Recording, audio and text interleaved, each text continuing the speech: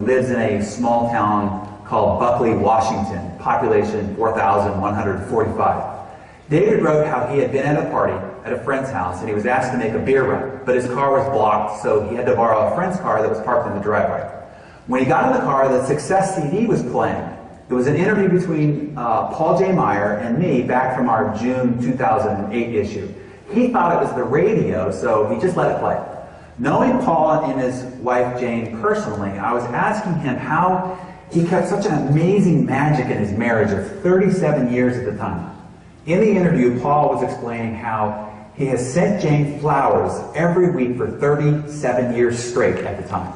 He explained how he purposefully and intentionally has treated her the same every day of their marriage as he did during courtship. He also explained how he finds reasons to tell her he loves her at least 10 times a day throughout the day, every day.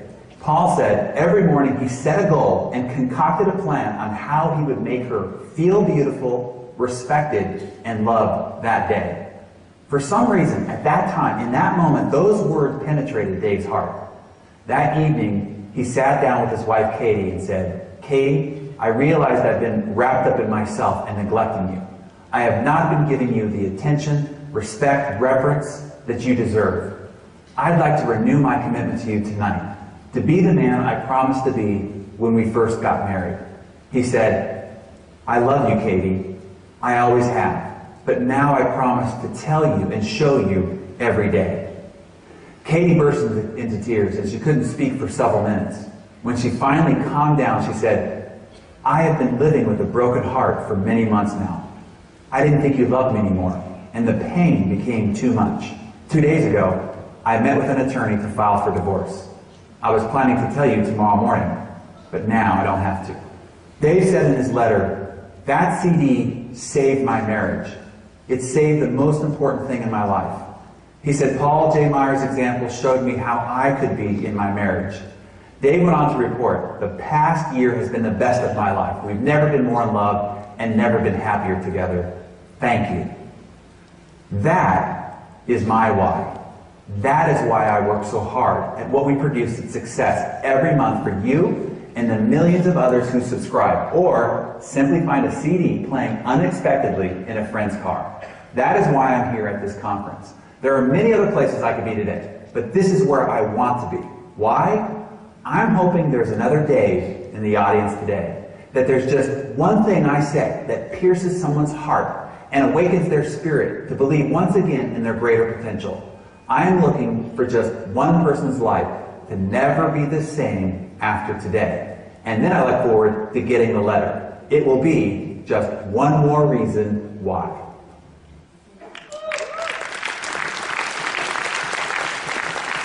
Okay. Do you want to know why? Why? You want to know why? Yes. Okay, if you want to know why, watch the video first.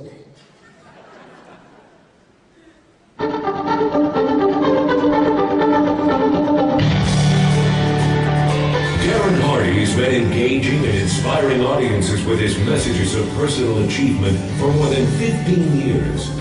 A product of the success principles he teaches, Darren became a businessman at age 18 and by age 27 was a self-made millionaire. A successful entrepreneur for more than 2 decades, Darren is committed to helping others achieve their potential in order to live richer, more fulfilling lives. Now, all that comes together as the publisher and editorial director of Success Magazine.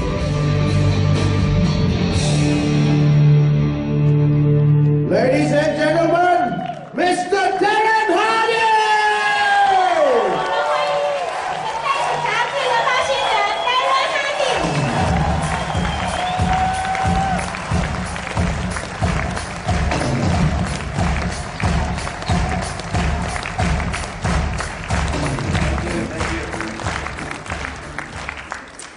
'Malaysia, it is my pleasure to meet all of you. Today is a very exciting day for me because I get a chance to pass on some information that made a profound difference in my life, and I think today, for each of you that are here, can make a profound difference in your life as well. See, I've sat where you sit here today, It was back in November of 1994, and I attended a seminar similar to this, in fact. And that was the day, actually, that I met my mentor, Mr. Jim Rohn. I was 23 years of age at the time. And Jim said a few things. He gave me a few ideas that day. And those ideas, 4 years later, enabled me to become a self-made multimillionaire by age 27. And so today, I get the privilege of passing those few key ideas on to you, and hope for you to have those same kind of profound results happen in your life. How many people here would like to learn the few keys to becoming a self-made millionaire? Anybody here? Okay, well that's why they have flown me 26 hours on a plane in order to be with you here today, is to give you those ideas. For those of you that are unfamiliar with Success Magazine, it is a 110-year-old publication this year. And we feature the world's greatest achievers from all over the world. And I get a chance to get one-on-one with them to find out how they create their extraordinary success. We also feature today's leading authors, speakers, and thought leaders in the area of human development and human performance. And our business is empowering the entrepreneur. So we have access to some of the greatest economists in the world and some of the greatest business leaders to try to find out what's taking place as we go forward in the global marketplace. And what I want to tell you to start off here is that we are living in the time of greatest opportunity in human history. Now, I know that it feels like times are tough and that people are going through difficulty.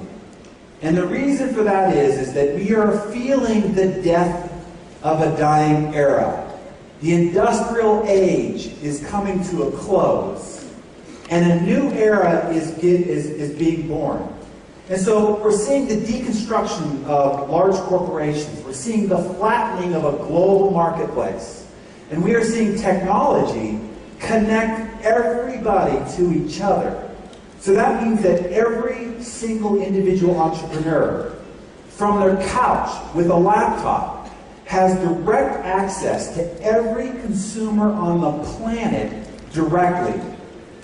The implications that that in itself has are extraordinary. And there will be more wealth created in the next 10 years than we have ever seen since the beginning of human history. Matter of fact, this is the report that came out from Merrill Lynch, which is a large financial organization in the United States that has been tracking the number of millionaires worldwide for the last 100 years. So let me show you statistically exactly what's going to happen in terms of the expansion of wealth and the number of new millionaires that are being created over the next 10 years by giving you a look back in the past. In 1900, there were only 5,000 millionaires anywhere in the world, and it took 50 years to get to 100,000. And then by 1980, it went from 100,000 to 1 million. And then 1990, 10 years later, it had doubled. And then 2000, it went from 2 million to 7 million millionaires in the world. And this is where a lot of people thought that they missed their chance. We saw the internet and dot-com bubble burst, and we saw other financial crises taking place, and people thought it was too late. But between 2000 and 2010, it went from 7 million millionaires to 10 million millionaires. Now, we have seen all this financial crisis, we've seen all these governments that are experiencing great change and turmoil, we're seeing the death of the industrial age, and now we're seeing the birth of this new age. People think, maybe I missed my chance. It's expected between 2010 and 2020 to double to 20 million millionaires worldwide. So I promise you, there are people that you know right now within your circle that right now might be making average incomes, but over the next several years will become millionaires. And so I ask this ambitious audience one more time, how many of you will be one of those new millionaires before 2020. Anybody here?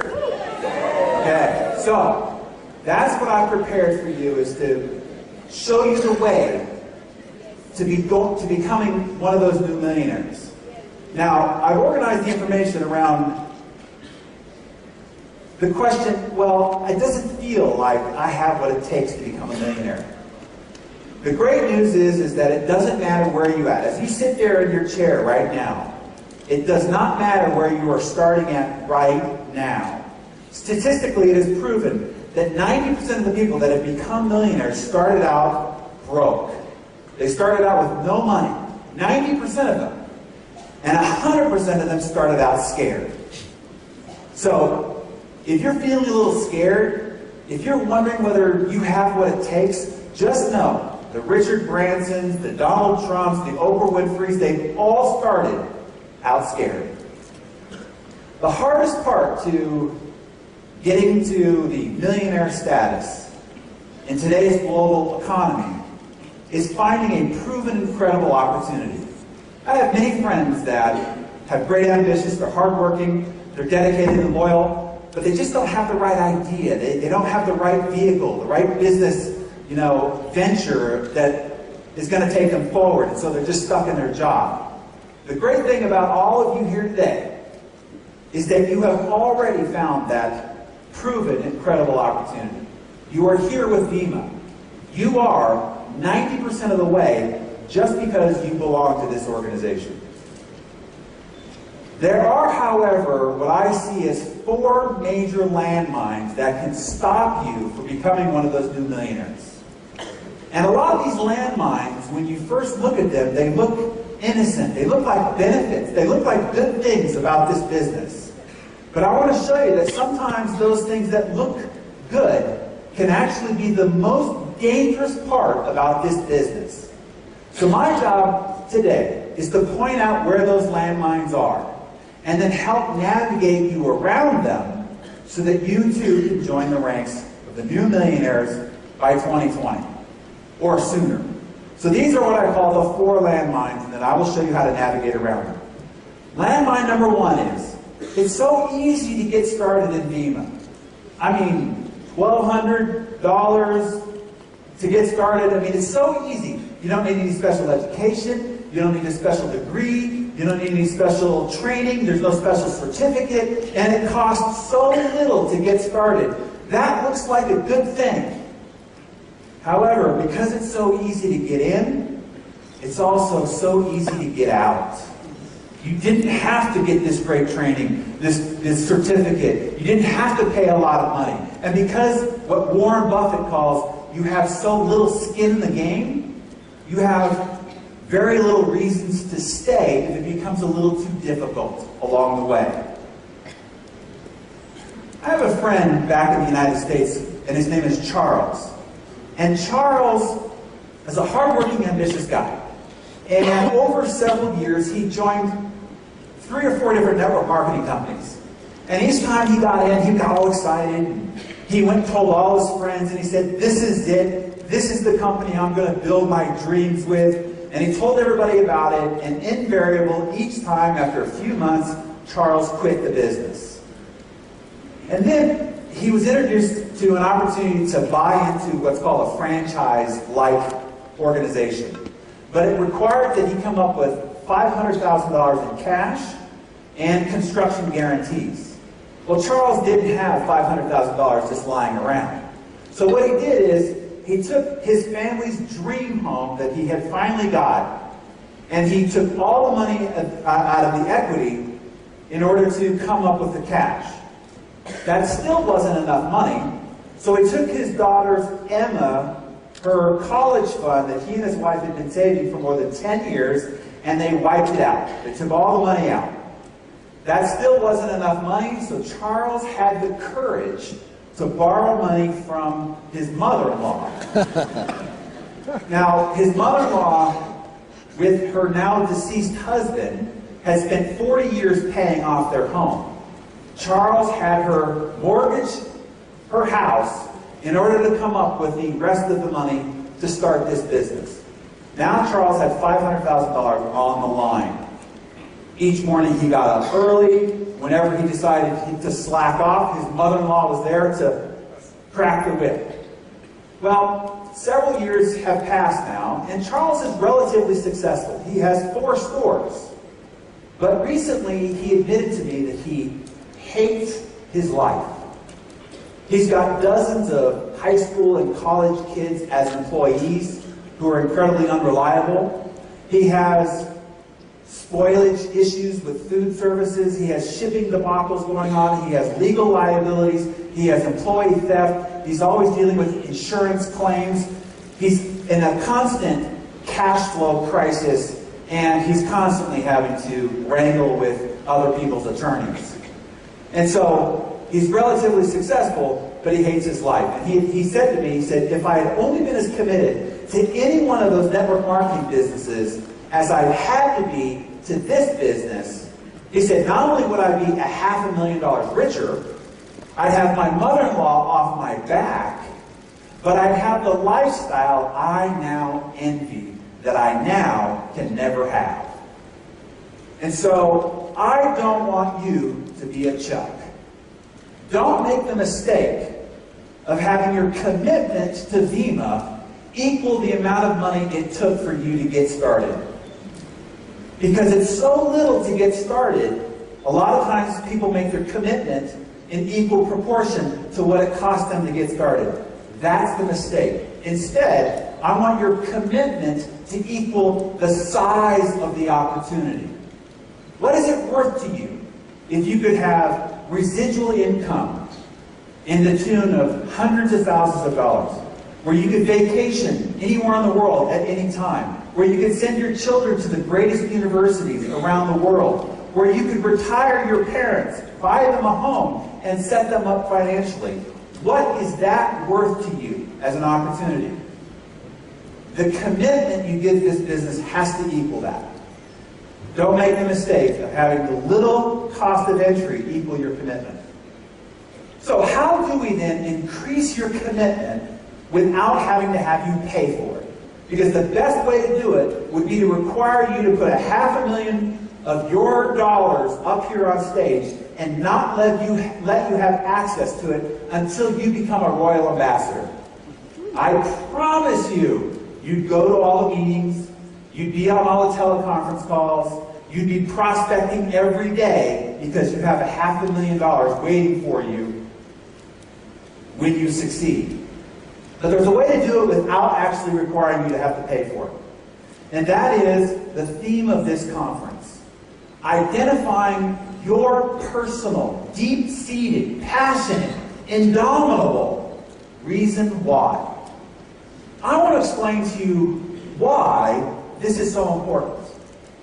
Why there's so much emphasis on understanding why you're doing this business. There are 3 reasons. Number 1 is it gives you incredible power, almost unstoppable power that would seem almost superhuman when you really identify your significant reason why.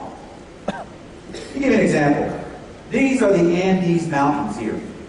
And there's a story about 2 tribes that not so peacefully coexisted.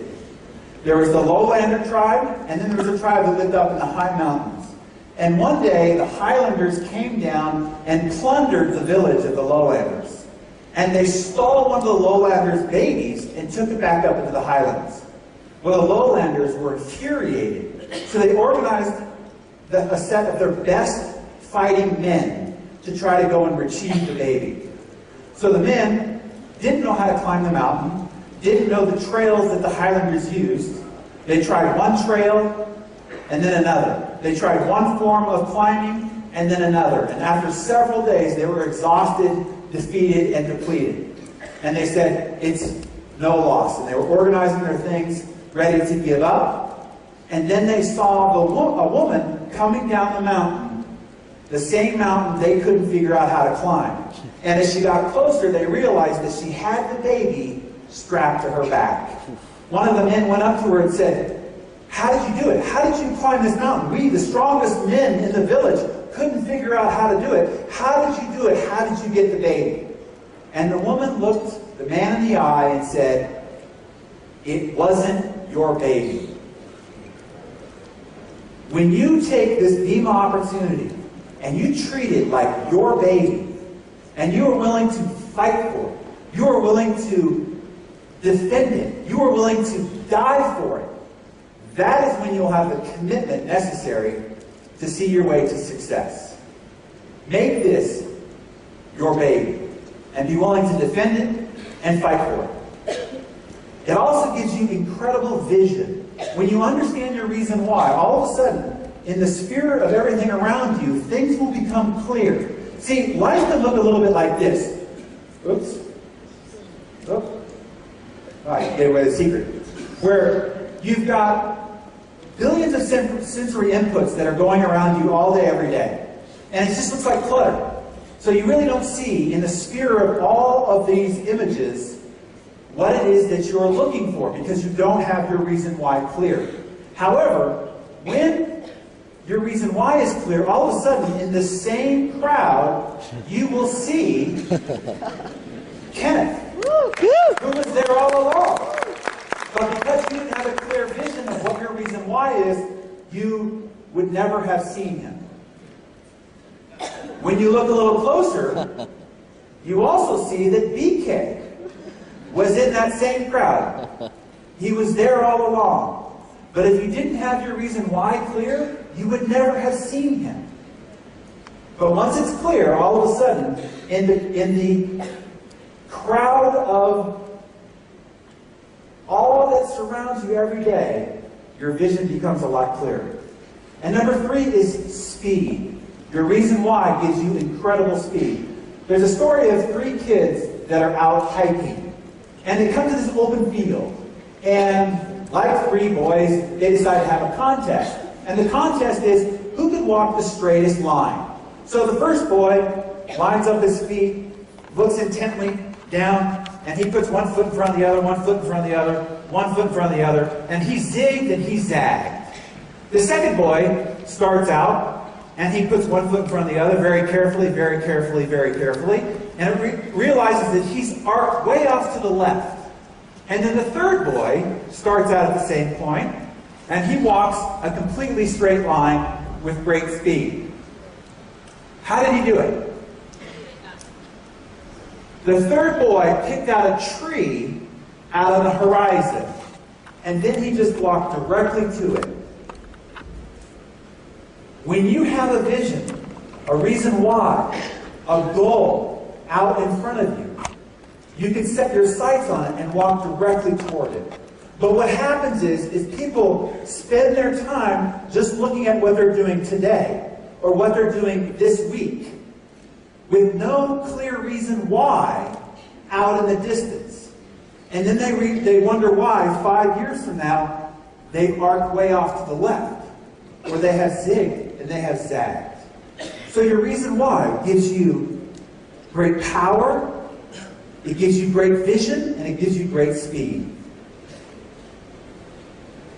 This is Kuala Lumpur. And we went out downtown, my wife and I, and we went without a map.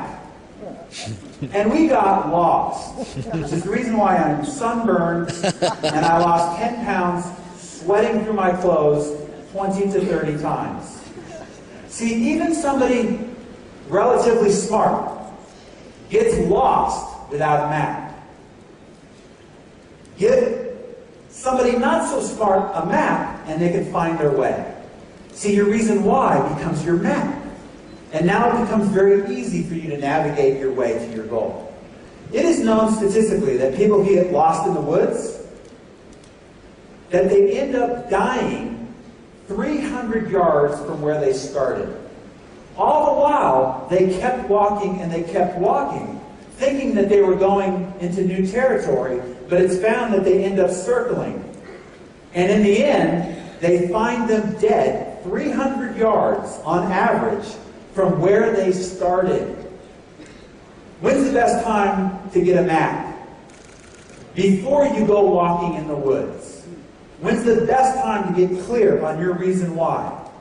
Before you go out into the cold, dark world and try to build your Vima business. Getting clear on your reason why, will fortitude your commitment, give you that speed, give you that vision, and give you that power in order for you to succeed going forward. This is a combination lock. And if you did not have the combination, there are 18,333 potential combinations to open that lock. If you didn't know the combo, you could spend the rest of your life trying to open it up and maybe still never open it up. But if somebody gave you the 3-digit code, you could open it up in less than 10 seconds. That's the difference between having your goals and your reason why clear. Because when it's clear, you easily open up the lock. I am so insistent on this point. When I'm ever asked what is the #1 skill that I would attribute my personal success, it is learning how to set, stick to, and achieve goals. So much so that I developed a system that I've developed over 20 years. And a year ago, we put it into I released it so everybody else could have it. It's called Living Your Best Year Ever. And it's a specific system about how to set goals, but more importantly, not just set them, how to achieve them and how to keep yourself accountable. And then once you have the combo, once you know the 3 digits, it's easy to unlock the lock. And so again, this is the power of having your reason why clear. So, now you might be asking, okay, I get it, I want to have my reason why. How do I find it? What is my reason why? I don't know what my reason why is. Let me show you 3 ways for you to find it. Here's an example. Let's say that I took a 100-foot steel beam and put it on stage here. And I said, I'll give anybody 100 ringgit just to walk on top of this steel beam while it's on stage. How many people would do it? Yeah, it's an easy 100 ringgit. No big deal. Now, what if I took that same 100-foot beam and put it upon the very top of the Twin Towers, on top of the Petronas? And you're way up in the sky, and the birds are flying, and the clouds are amongst you. How many people now will walk across that 100-foot beam? Now, what if on one of those towers was your child, and that tower was on fire? And if you didn't go across that beam, you would watch your child perish and die right before your eyes. How many people now would walk across that 100-foot beam to save your child? So, let me ask you, why would you not the first time? No way, no how. But the second time, even without the enticement of 100 ringgit to go across, you would immediately go across. Your reason why for doing it the second time was different. This is the key point. If your reason why is significant enough, if it's important enough, if it's passionate enough for you, you will overcome almost any how. No matter the danger, no matter the difficulty, you will do it if your reason why is significant enough. So there are 3 forms of ways of finding your reason why. One is what I call desire power. These are the things that you want. These might be a new car, it might be a brand new beautiful home, it might be luxurious vacations around the world, it could be a trophy, accolades, maybe being on the cover of Success magazine. It's something that you want. That's one way to find your reason why. Here's a second reason or way to find your reason why. It's what I call fight power. What do you hate? What do you hate? Do you hate cancer? Do you hate homelessness? Do you hate poverty? Do you hate malnutrition? What is it that you hate? See, I think one of the greatest ways to find your motivation is to find an enemy to fight. Everybody needs an enemy. Rocky needed an enemy. David and Goliath. Luke and Darth Vader. Batman and the Joker. I mean, even God, a lot of times, has Satan. It's good to have an enemy, something that gets your fight going, that you want to help, that you want to heal, that you want to aid. So 2 is to find your fight power. A good example of that is, this is Anthony Hopkins, great actor, one of the greatest living actors in the world, I think. When I interviewed him, I was interested to find out that his greatest motivation, the reason why he worked so hard at becoming a great actor, wasn't because he wanted to become a great actor. It was because he was angry at his family, because he was treated lesser than his cousins and the rest of his family. So he felt resentful and rejected. And that anger is what stirred his motivation to want to become one of the greatest. Another example of that is famous footballer here, David Beckham. He was told by a coach early in his career, "You'll never play for England because you're too small and not strong enough." And it was then that he rededicated himself and said, "I'm going to prove that coach wrong." So it was his fight to prove the coach wrong that was his greatest motivation to become the player he's become. Here's a video I want to show you here. You can put the volume up.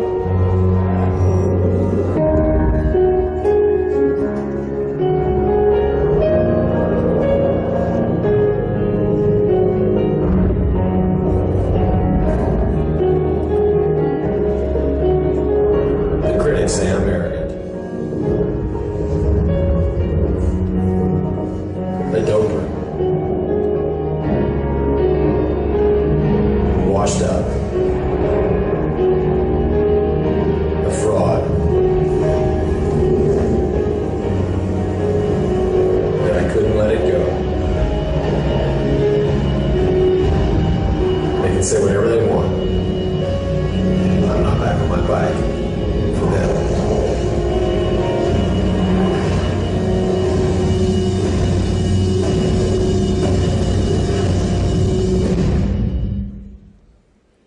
Seven-time Tour de France winner, his #1 motivation to become great was to fight against cancer. It wasn't his motivation to become the winner. It was this fight against cancer that in the most difficult times is what pulled him through. And then the third motivation to find your reason why is what's called heart power. It's what we want for others. There's a story that comes out of World War II where a U.S. bomber had been shot down and the men were left out at sea. There are 300 men that were left out at sea for several days. And after several days, they were starving, they were being eaten by sharks, and there was the ocean pulled 9 of the seamen off in a different direction. And the men were starting to lose their will. And one of the young seamen, one of the young officers, started to talk to them to try to regain their will to fight to stay alive. And so he asked them questions about their family, what they wanted to do when they got back home, and had them think about what their family must be feeling, not wondering whether they're alive or dead. What they wanted to accomplish when they got back, the people they wanted to help, the causes they wanted to support. Well, come to find out, finally a plane comes overhead, and the 9 seamen are saved. The other 291 men died. Only the 9 men, where the young officer got the men to think about what they were going to do when they got home for other people, gave them the will to fight to live. So think about, what are your reasons why? Why do you want to become successful in this business? Is it to financially retire your parents? Is it to support an important cause or charity? Is it to support the college that you went to? Is it to send your children to the greatest universities around the world? What is it that you might want to do this business to be successful because it's going to help someone else? There's an adage that you'll know when your why is big enough when your why makes you cry. When you think about it, when you feel it makes you cry with motivation. Martin Luther King says, if you haven't found something you are willing to die for, then you aren't fit to live. Think about that as you develop your reason why for being successful in VIMA. So, landmine number one, to safely navigate you around the potential disastrous circumstance, here's what you need to consider. Have you made a serious enough commitment to being successful in this business? Will you be here 1 year from now? That's the only commitment I need to ask you to make. Right here as you sit here today. Not will you make this your 10 or 20 year business. But if you are just willing right now to declare, to commit that you will be here 1 year from now, and then along the way you'll just do the simple fundamentals that are taught to you by the leaders of this organization, I can tell you it is almost guaranteed that you will be successful if you will just commit 1 year and then do the fundamentals along the way. And to do that, you will need to discover your why power. Here's landmine number two. There's no boss. You are free. You don't have a job anymore. Isn't that a good thing? Yes. The bad news is you are the boss. And you suck at it. This becomes your casual Friday every day. This becomes your work desk as you try to get things accomplished on your kitchen table with the kids around you screaming. Here's the mistake. You don't boss yourself around enough. Think about what it was like to have a boss. You need to be as difficult on yourself as they were on you. More difficult, because now you're working for you, not for them. But you have to be a tough boss on yourself.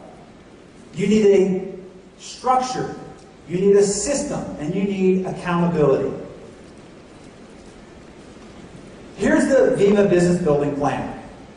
This is what it takes to be successful. This is the system.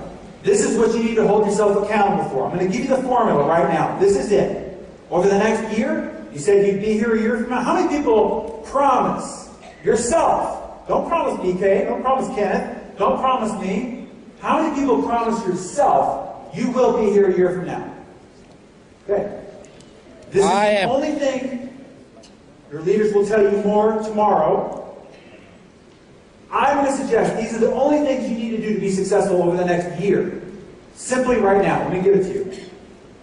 There's 6 things you need to do. Number 1, you need to use the product. Every day, every day, every day. As BK said earlier, just take the product. Morning, noon, night, doesn't matter when you take it, just take the product. You need to become a product of the product. You need to be able to create your own story. How do you feel? What's your experience? What have you felt because of the VIMA product? Take every product. How can you expect somebody to buy something you aren't even using yourself? That's number 1. Use the product. Easy enough, right? Yes. Here's number 2. Share the product. Now tell everybody what your experience has been with using the product yourself. That's it. Talk to people about the product. Simple as that. Maybe one person a day. Maybe that's it. One person each day to tell them about the product. Have them try it. Number 3 is share the opportunity. Don't keep this a secret.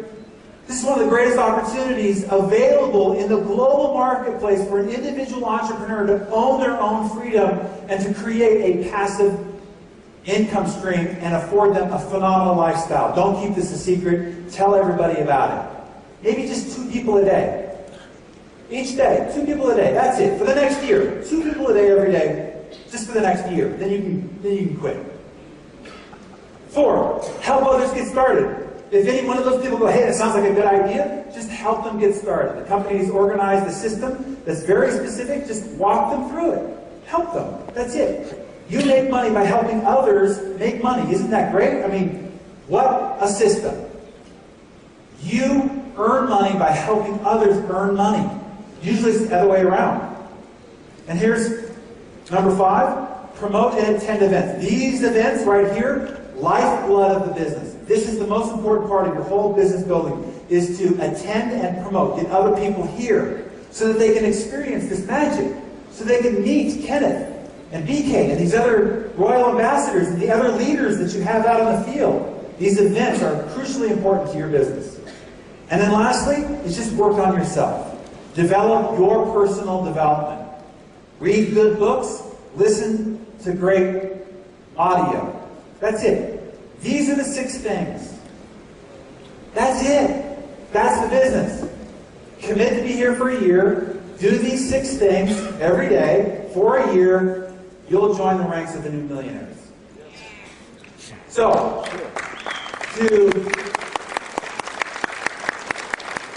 to safely navigate you around the potential landmine number 2 of the fact that you have no boss, here's what you need to do. Keep yourself accountable. Will you keep yourself accountable to doing those 6 things every day for a year? You're the only one who can boss yourself around. Keep yourself accountable. Follow the VIMA plan, and then just do it every day. Just do it every day. Just do it every day. That's it. 1 year, then you can quit. You won't, because you'll have too much success. Here's landmine number 3. This product is so fantastic. It sells itself. Well, the bigger problem is you are actually the product. See, when you're talking about the benefits of VIMA, and you're telling them about all these great things that it can do to your health, when you're talking about the opportunity that is available because of VIMA, they're not really listening to you, they're looking at you.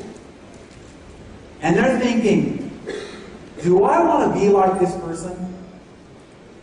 Do I want to come off to my friends and family like this person is coming off to me? You see, you are the billboard of VIMA. When you're talking to somebody out there, they don't see all this magic. They don't get a chance to hear BK and shake hands with Kenneth. The only thing they know about VIMA is you, right then in that moment. You are the billboard of VIMA. You are the brochure. You are the living spokesperson for the entire company in that moment. And so they're not really listening to you. They're looking at you. It's not what you say. It's who you are behind the words that give what you say its power. So then you might wonder, let's see, make sure that was the right one. So here's the mistake people make. They think that they are in the selling business. I need to sell VIMA. I need to sell people on this opportunity. No, no, no, no. You are in the attraction business. People will be attracted to this business when they look at you and say, whatever that person is taking, or whatever that person is doing, I want some. Because of how you are showing up. So, now you might be asking, how do I become more attractive? If you're in the attraction business, your goal is to become more attractive. So let's talk about how to become more attractive. We did a survey of your entire field organization here at VIMA. And these are the results. So I'm not just going to give you some hypotheticals about how to become more attractive. I'm going to tell you what the top 100 people in this entire company, what they attribute their success in VIMA to. So if you want to know how to get here in these comfy chairs, this is what they say they attribute their success and why they're sitting in these nice chairs right here. The top 100 achievers in VIMA, out of all of these possibilities, what they attribute their success to, the top 5 are a positive attitude and positive expectancy. They expect to be successful. Commitment and persistence. Personal passion. Caring for people. Belief in self and self-confidence. What's interesting are the things that they did not attribute their success to. Because this is what everybody else thinks they need to be more successful. Presentation skills. Prior experience. Sales skills. All the important people they already knew before they got into this business were understanding of the compensation plan.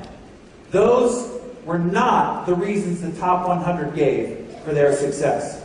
Again, the number one success factor, these people here in the comfy chairs stated as the reason why they became successful in this business is a positive attitude and positive expectancy. So if that is the key factor, by the way, if you want a copy of all these slides, if you're having a hard time keeping up, if you just send an email, it'll send you the entire slide deck to you. So you get all these slides auto-sent to you.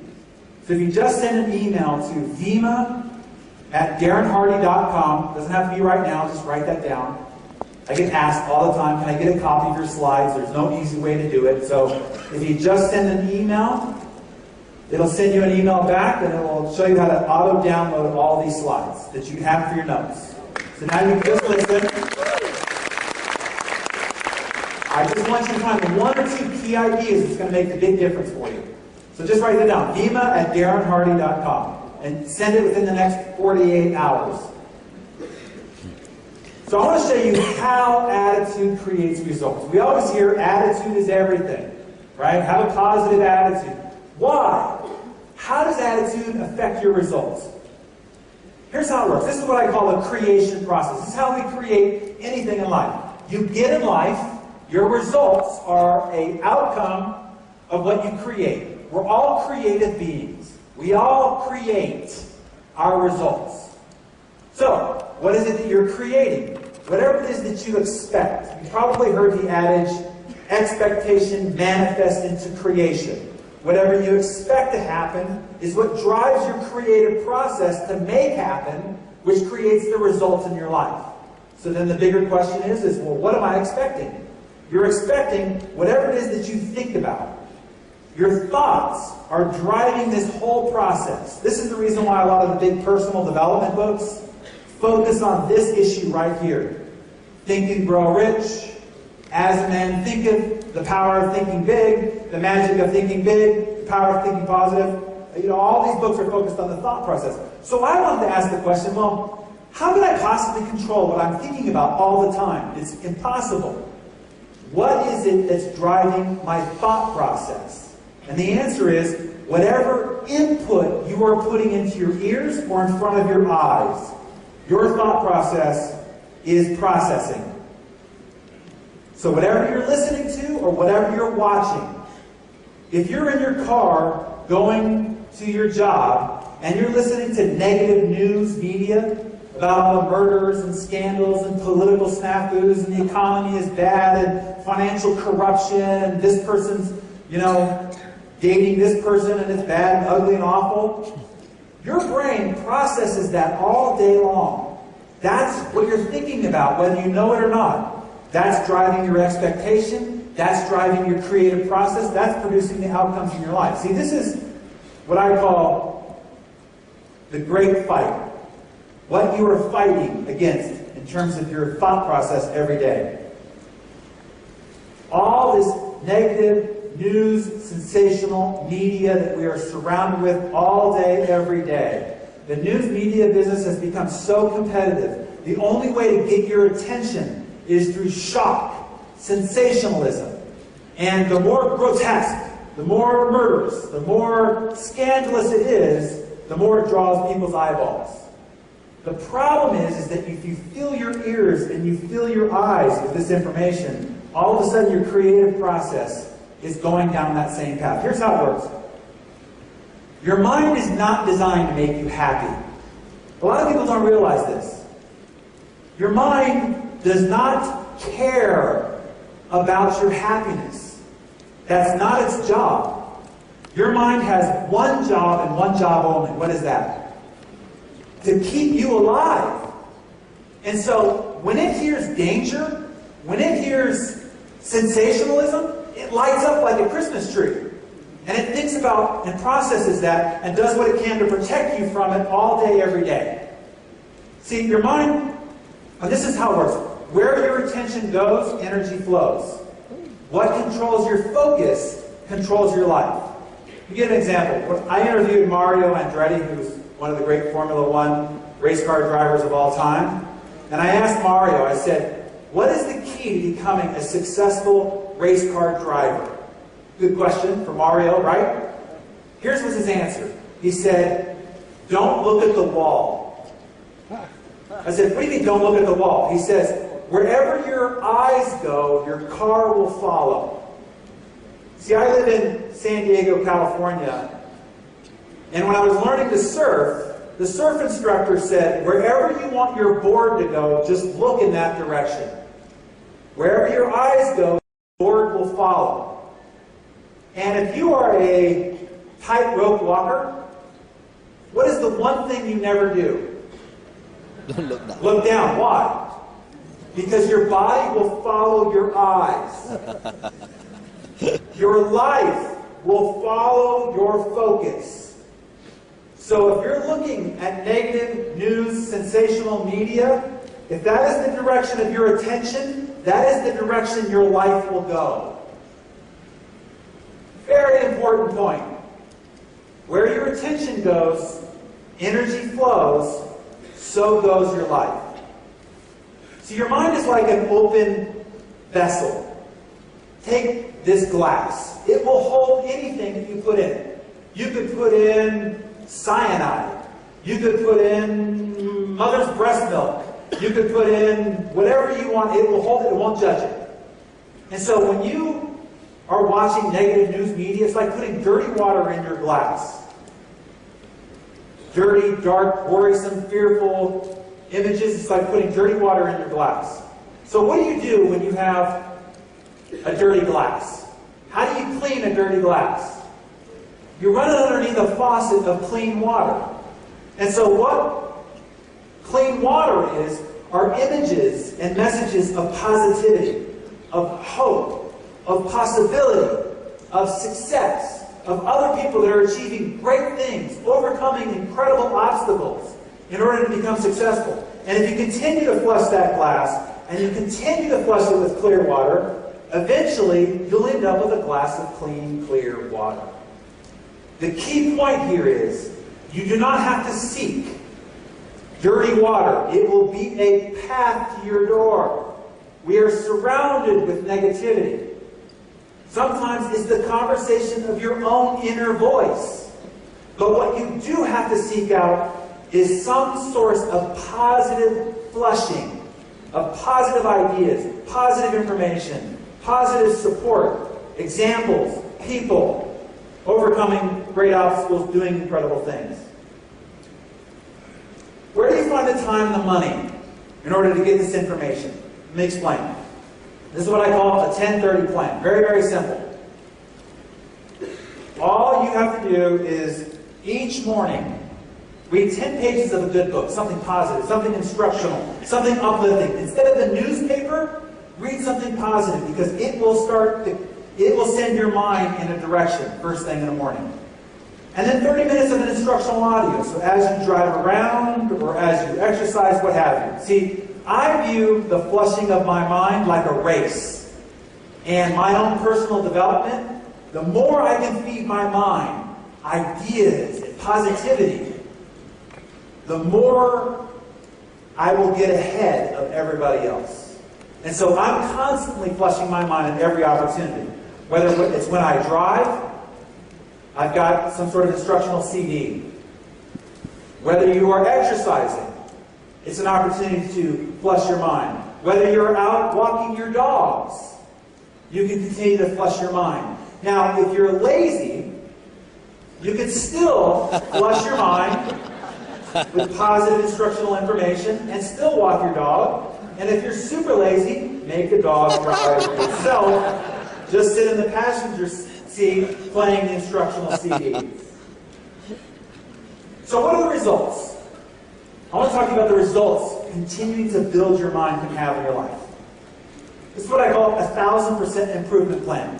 Any area of your life right now, whether it's your Vima business, whether it's your health, whether it's your marriage, whether it's your parenting skill, you can improve it 1,000%. Let me show you the formula. If all you do is that 10-30 plan, 10 pages of a good book, 30 minutes of audio, 5 days a week, You improve 0.1%. That's 1/1000th of an improvement each workday. That's 1/2 of 1% per week. Very, very small. Little, tiny changes of improvement. Over a period of a month, that's only 2% improvement. Seemingly unnoticeable. After a period of a year, that's 26% improvement. If you were 26% better at presenting, 26% better at communicating, 26% better in your marriage, 26% better in your parenting skill, what have you. This compounds and doubles every 2.7 years. At the end of 10 years, you do the math, that's 1,000% improvement by just improving 1/1000th of a percent each workday. Take the weekends off. Who wants to overdevelop themselves? 1,000% improvement. How do you find the time? Brian Tracy, who's one of the great thought leaders and personal development experts, says you need to mind your E versus E ratio.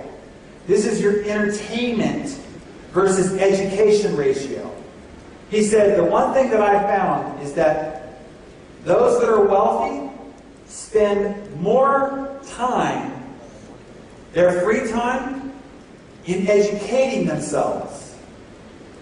And he said that 95% who are not wealthy spend most of their free time entertaining themselves. So maybe, and it's not, you have to give it all up, but maybe just balance it out just a little bit so that you're spending a little bit more on your education and a wee bit less in your entertainment so that you can go from the 95% who are not wealthy to the 5% who are wealthy. So we surveyed the Vemma field here to find out how much television everybody in Vemma watches, and then how much television the top 100 watch. So the Vemma base, 60% or more watch more than 5 hours of television a week. 20% watch more than 10 hours. Here's the difference. The top 100, 60% of them watch less than 5 hours. Which tells you, less TV, more Vemma success. So how do you find the money? A lot of cultures teach, take 10% of your income and tithe it to help other people, right? 10% to tithe to help other people. Brian Tracy taught me early in my developmental years, he said, do that and take another 10% and tithe it to helping yourself. Meaning, buying the personal development materials, instructional audios and books to improve yourself. 10% to help others, another 10% to help yourself. Here's the investment the Vemma organization makes in personal development. The general Vemma organization, 55% spend less than $500 a year. 23% spend less than $100. The top 100, 55% or more spend more than $1,000 a year. 12% spend more than $10,000. So, does that mean that if you spend more on personal development, you probably end up becoming more successful? While we've done no clinical studies, I'm going to say, I think so.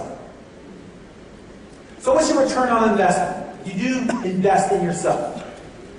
Brian Tracy, who I've been talking about here, over the last 30 years, states, for every dollar you invest in your personal development, it adds at least $30 to your bottom line over time. Buy a good book, buy an instructional CD, go to a seminar, invest in your personal development. Every dollar, at some point, will reward you at least $30 in results. So, here's the safety to landmine number 3. Will you invest in your personal development? Flush your mind daily. Become who you want to attract. What kind of people do you want in your Vemma business? What attributes do you want? Do you want them to be passionate, committed, hardworking? Whatever attribute you want, that's what you need to be in order to attract them to wanting to be with you. Landmine number 4, the last landmine. This product and opportunity is for everyone. Isn't that great? Yes. It's not for everyone. You just need to know that. It's not for everyone. It's important that you understand rejection right now. Why do people reject you when you come and talk to them about the Vima opportunity? Here's the mistake. People think that they're rejecting them. They're not rejecting you. One of two things happen. It just doesn't fit their world. They don't have your courage. They don't have your ambition. They don't have your motivation. They don't have your reasons why. You know what? Some will. Some won't. So what? Next. You're not in the business of convincing. You're in the business of sorting. You're just going out there and collecting decisions. That's it. So, is your decision no? Okay, fine. Is your decision no? Okay, fine. Your decision is yes? Okay, let's get started. Your decision no? Okay, fine. Your decision yes? Okay, let's get started. That's it. You're not in the convincing business. You're in the sorting business, and your only job is to go and collect decisions, whatever they are. Number 2 is, when you get involved in Vima, when you say you're going to change your life, you make everybody else around you look bad. Because they know that they should, but they don't have the courage to do it. So instead of borrowing your courage and having you help them along, it's easier for them to make you feel bad about doing it yourself. To try to tear you down. To try to give you doubts. It's easier to try to destroy your dream than to have the courage to go out and do it on their own. That's okay. Love them anyway. You're not in the convincing business. You're in the sorting business. And all you're doing all day is collecting decisions. Let me give an example. There's this crab that exists that is incredibly agile. And it can get out of any crab trap that it wants. But yet, they are caught by the thousands every day because they possess a very human-like trait. Let me explain. What they do to catch them is they have a wire cage with a hole at the top, and they put the bait at the bottom, and then they lower it into the water. And this crab comes along, sees the bait, climbs into the cage, starts munching on the bait. Other crabs come by, see this lovely feast, jump in the cage, munch on the bait. Even when the bait is gone, other crabs come along, see the crabs inside, jump inside with the other crabs. Now, if any one of those crabs decides that they want to get out of the trap, that they want to leave and starts climbing up the wall, the other crabs will actually tear it from the wall. If the crab persists, they'll actually tear off their arms to keep them from climbing. If the crab persists even further, they will kill it to not let it leave. By force of majority, all the crabs that end up inside stay inside. And they pull up the crab trap, and it's Thanksgiving feast on the pier. See, just like this crab trap, the people around you, when you decide that it's time for you to get out of the trap that you're in, and you start climbing your way out, some people will try to tear you off the wall. They might even try to tear away at your arms or kill your dreams. Not literally, and not physically, but with innuendo, with mockery, with sarcasm, with ridicule, with doubt, with sneering, with jeering, with sarcasm, whatever device they need to use, by force of majority, they will try to keep you in the trap like the rest of them. Be wary of the crabs that might exist in your environment. And then you have to ask yourself the question, why do you care what other people think about you? If they reject Vima, they reject this opportunity, they reject you, you have to ask yourself the question, who cares? I had a major transition with this many years ago, I read a Newsweek article that in the article it stated that the average number of people that cry at your funeral when you die is about 10 people. I thought, wow, you live your whole life trying to help other people, trying to do the right thing, to have integrity, to have good character, to be a good citizen, and only 10 people care about you enough to cry at your funeral? The article went on, it got worse. They said the number one determinant of the number of people that will go to your burial site when your box is being put into the ground is the weather. It said that if it's raining outside, on average, 50% of the people will break off from the funeral procession and go straight to the party. I thought, you're telling me at the end of all of this, the number of people that see me get buried, the weather has more to do with it than how I live my life? At that very moment, I decided I never again care what anybody ever thinks about me. Now, if I'm making a prospecting call and I'm a little nervous, not wondering how this person's going to treat me or what they're going to say, I ask myself the question, would this person cry at my funeral? And if the answer is no, I don't care what they have to say or how they think of me. There's been a great liberation once I decided to not let people matter who don't matter. Does that make sense?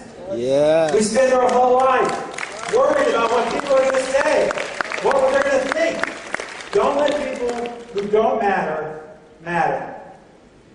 Become what I call a laughing stock, where people laugh at you. Oh, he's doing that crazy MLM, that crazy network marketing. These people's names that you see here, all of these people were laughed at, told that their ideas were crazy, that what they were doing was stupid, that it would never be done, it was impossible. People like Martin Luther King and Oprah Winfrey and Gandhi and Steve Jobs and Richard Branson and the Wright brothers and all these people were laughed at, told that they were stupid. And yet they went on to do amazing, great things. Let me show you, this is one of my favorite commercials of all time, and I think it makes this point really well. It's a video. Here's to the crazy ones, the misfits, the rebels, the troublemakers, the round pegs in the square holes, the ones who see things differently. They're not fond of rules, and they have no respect for the status quo. You can quote them, disagree with them, glorify or vilify them, but the only thing you can't do is ignore them. Because they change things. They push the human race forward. And while some may see them as the crazy ones, we see genius. Because the people who are crazy enough to think they can change the world are the ones who do.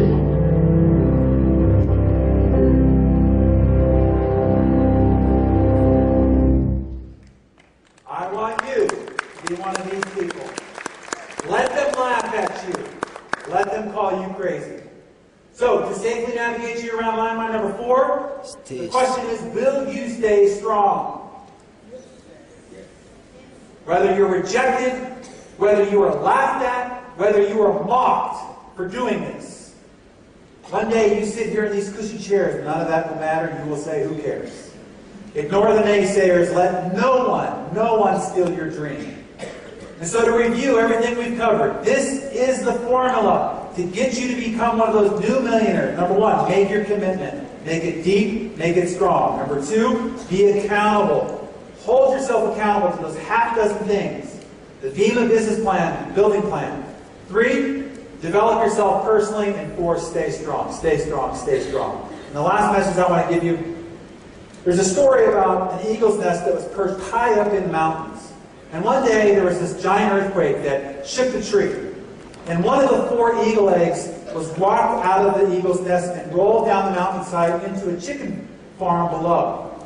And so this large giant egg was sitting there, and one of the old hens took it upon herself to care and nurture this odd large egg. And one day, the egg hatched, and out came this big, beautiful, bald eagle. The sad thing is that it was raised to be a chicken. All it knew was that it was a chicken. Now, he loved his family and was treated really well, but he was raised to believe that he was a chicken. One day, he's out playing with his other chicken friends, and he looks up in the sky, and he sees this big, beautiful, bald eagle. And his heart cries out. And he says to his chicken friends, "Look at that giant bird. I want to soar like that bird." And his chicken friends laughed hysterically and said, "You can't soar. You're a chicken." Defeated and deflated. Each time the eagle let his dream be known, he was laughed at and mocked, until one day he stopped letting his dream be known at all, lived the rest of his life as a chicken, eventually died a chicken. The moral of the story is, around you each day are probably lots of chickens. Some of them are dressed up as friends. Some of them might even look like family members. But your heart cries out for more. You, instead, are an eagle. How do I know? Because you're here. How many millions of people could have been here, but did not do what it took to make it here today? Only you. This invitation went out to tens of thousands of people. Only you. Yes. Only the 1,000 people in this room made the journey to be here. Here's what it is. You are an eagle. Now is your time to soar. Thank you very much. I appreciate you.